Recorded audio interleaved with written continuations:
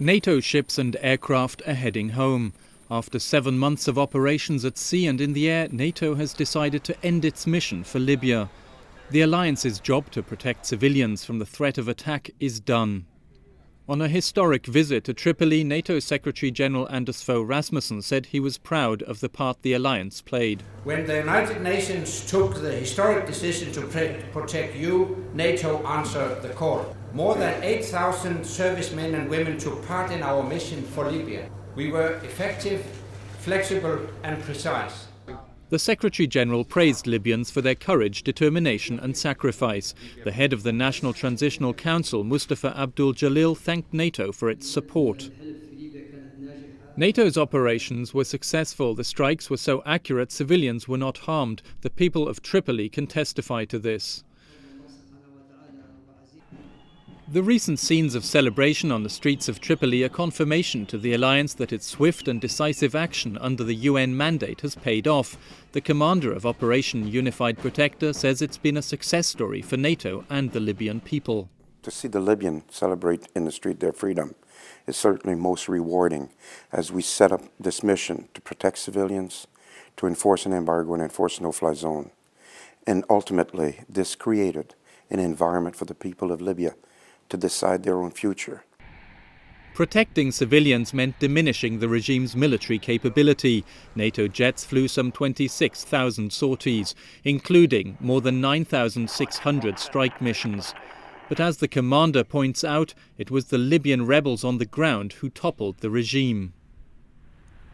Having no NATO boots on the ground meant that the solution to this problem had to be taken by the people of Libya themselves.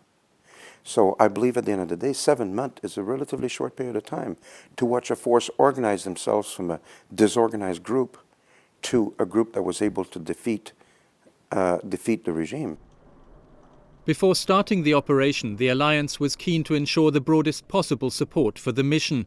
It brought together NATO countries as well as partners, including several Arab states.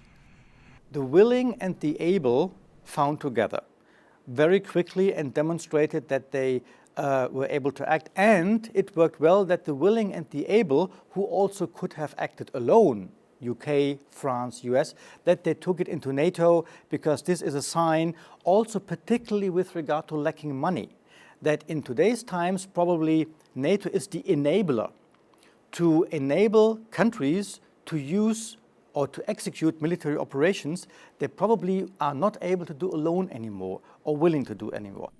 Despite concerns of being dragged into a prolonged conflict in times of economic austerity, the alliance came together faster than ever. I believe that the alliance showed its responsiveness and its adaptability. It managed to adapt very quickly to the operational context, from the launch of the operation to its actual conduct.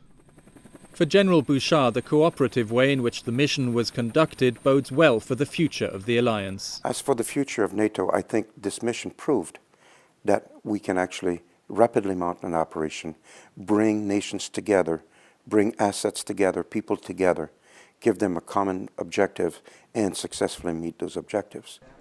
I'm Mike Mühlberger reporting for the NATO channel.